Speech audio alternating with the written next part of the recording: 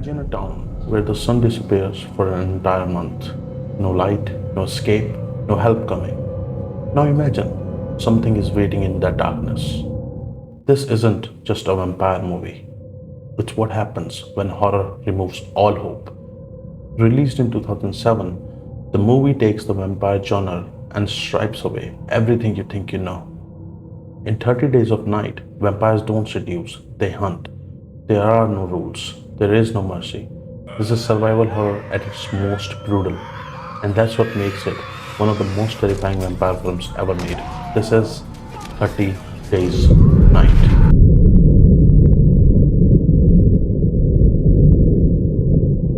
The story takes place in Barrow, Alaska, where real life polar night lasts 30 days.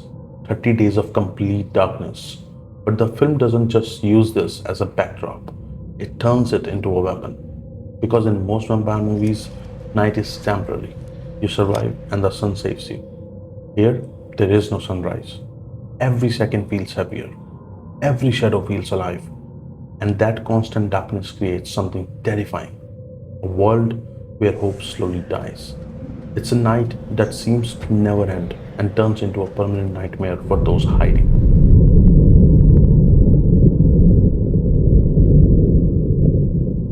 Forget everything you have seen in modern vampire films. These vampires don't talk like humans. They have inhuman language, disturbing screeches instead of dialogue. They don't hesitate. They hunt with a plan, goes as far as to create a bait to get you out into the open snow-filled street. Led by Marlowe, these creatures feel less like cursed humans and more like a completely different species. Their language is distorted, their movements are animalistic, their appearance is almost human.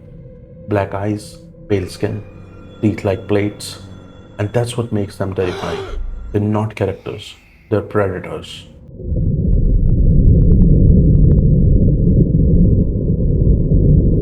Then comes one of the most iconic scenes in horror history. The camera pulls up into an aerial view of the town, and what we see is chaos. People running, screaming, being hunted down one by one. No dramatic music, no heroic moments, just pure destruction. And by pulling the camera away, the film does something genius. It shows you the truth, the brutal aspect of being hunted by a superior species. It shows helplessness of the moment. Personally, feels like watching a nature documentary, but here humans are the prey. This isn't a fight, it's a massacre.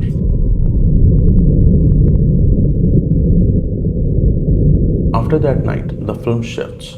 It becomes a story of survival. A small group of people hiding, trying to outlast something they don't understand. Food runs out, trust breaks down, fear takes over, and at the center of it all is Eben Olsen. He's not a hero, he's not stronger than the vampires, he's just human, trying to survive one more day in the dark, just trying to outlast the inevitable. Eben's portrayal feels so grounded that it makes the situation even scarier from his point of view. He has to care for his family, brother, grandmother, and then ex-wife, all while keeping the people of the town, the ones who survived the first wave, alive and safe.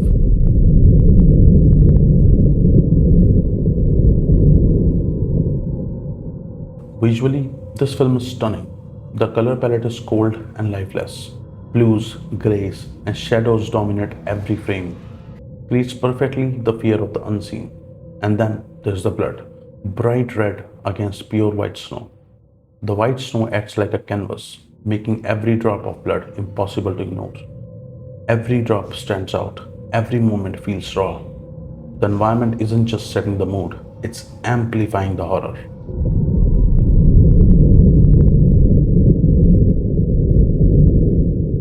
In the times when most vampire movies romanticize immortality, what makes this film different is its brutality. There's no safety, no guaranteed survival. People don't get heroic deaths. They just disappear with a sudden meaningless death. And that unpredictability keeps you on the edge the entire film. Because deep down, you realize something terrifying. Not everyone is making out, especially the ones you think are making out.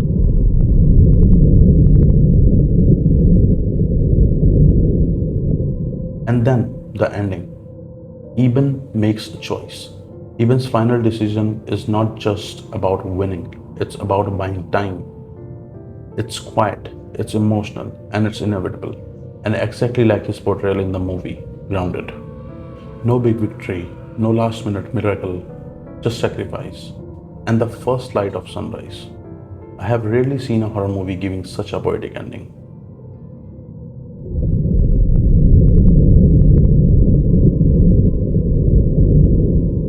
30 Days of Night works because it understands one thing perfectly. Vampires aren't supposed to be attractive, they're supposed to be feared. These are monsters and they need to act and behave like monsters. And this film brings that fear back. With its setting used as a weapon, prioritizing atmosphere over jump scares, and its relentless brutality. It doesn't just tell a horror story, it traps you inside one. Because when the sun disappears, there's nothing left to protect you. And in 30 Days of Night, darkness always wins. And maybe that's what makes it one of the greatest vampire movies ever made. This was my breakdown and analysis of 30 Days of Night. I sincerely hope you have watched it already. And if not, do give it a watch. It's an instant classic. If you enjoyed this video, please do give it a thumbs up and subscribe to the channel. And for the comments, do let me know what would you do in this situation if darkness befalls your town.